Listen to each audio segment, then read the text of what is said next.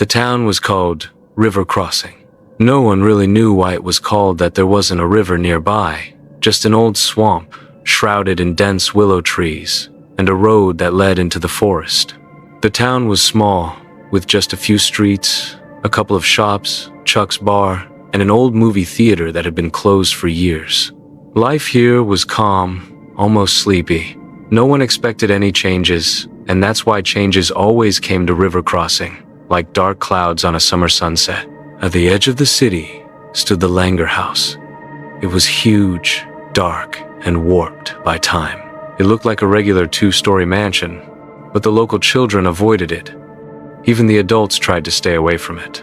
The windows of the house always looked as if someone was standing behind them, watching. Whether it was a sunny day or a night, the windows remained dark and black, like holes in the walls. The house had been empty for more than 20 years. The old people still remembered its owner, Jonathan Langer, a gloomy, reclusive man who lived alone and rarely spoke to anyone. It was said that he was engaged in some kind of research in his basement. There were rumors of strange noises coming from the house at night, as if machinery were being operated. However, no one knew for certain. Langer died suddenly or disappeared. His body was never found. The house was sealed. But a couple of years later, all the paperwork on its ownership was lost. And since then, the house has been abandoned. However, it was never truly empty. Tommy Wilson, a 12-year-old boy with a shaggy head and scraped knees, had heard about the Langer house since he was a child. His older brother, Joe, always liked to scare him with stories. "Old man Langer lives there. He's waiting for you. He eats boys like you." But Tommy had grown up enough not to believe in these tales. Almost that August evening, he was walking home down a deserted street. The sun had already set, and a fog was rising over the swamp. On such evenings in River Crossing, everything seemed strange. The dogs didn't bark, and the trees didn't rustle. Even the sound of one's own footsteps seemed muffled. Tommy walked quickly until he saw the Langer house. It stood on the outskirts, away from the road, with blackened boards and a roof that slanted to the south. The fog swirled around the porch, as if it were rising from the ground. Tommy knew he should pass by and not look, but something flashed in the second-floor window. A light. For a second, no more. It was as if a candle had been lit and then extinguished. The boy stopped. His heart beat faster. "I must have imagined it," he told himself. But his feet carried him closer to the gate. The fence was almost destroyed, with jagged boards sticking out. It was easy to squeeze through, and Tommy did. The house looked at him with black windows, and one of them, on the second floor, flashed a light. Just a little. Tommy felt the hair on his arm stand on end, but his curiosity was stronger. The door wasn't locked. It opened slightly with a slight push, and Tommy found himself in the dark. The smell of dampness and rot hit my nose.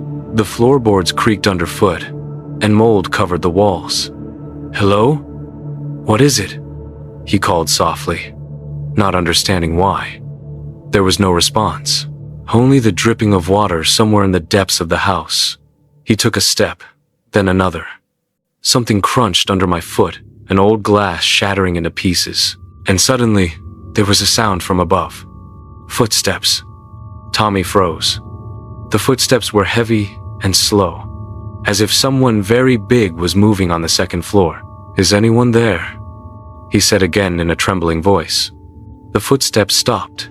There was silence, but not the usual one. Not alive. It was the kind of silence that made your ears ring. Tommy wanted to run, but his eyes went to the stairs, and he saw something. On the top landing, where the darkness was especially thick, there was something standing. At first, he thought it was a man. Tall, thin, but the figure was too elongated. The arms too long. And the eyes, they were burning. Two red lights in the darkness. Tommy dropped his flashlight. The beam of light skimmed the wall, the rusty radiator, and fell again on the stairs. The figure was gone. The city. The next morning, Tommy woke up in his bed, shivering, his pajamas soaked with sweat. He didn't remember how he got home. The last thing he remembered was those red eyes in the dark. He tried to tell his mother, but she just laughed. Have you and Joe been watching too many scary movies again? Tommy, you're 12. Stop it. But when he met Joe at breakfast, Joe frowned. You didn't go to Langer's house last night, did you? Tommy looked down. Joe pushed his plate away. You're a fool. A big fool. He spoke in a whisper, but there was real fear in his voice. There's something there. You shouldn't go there. Ever. And Tommy knew that his brother was serious. The old ones. On the same day, Tommy overheard a conversation at Chuck's bar. He listened through the half-open door until the adults noticed. Langer's back, one of the old men said. Sam saw a light in the window. Oh, come on, the other man replied. The house is falling apart. What lights? I'm telling you, the light and the footsteps. Sam doesn't drink, you know, if Langer's back. The third man paused, taking a sip of beer. Then we're in trouble. Tommy returned home and sat by the window for a long time. In the distance, against the darkening sky, the silhouette of the Langers' house appeared. It seemed to grow taller, blacker, and the light flickered again in the second-floor window. And then the boy realized, this is not just a horror story. Something in this house really woke up.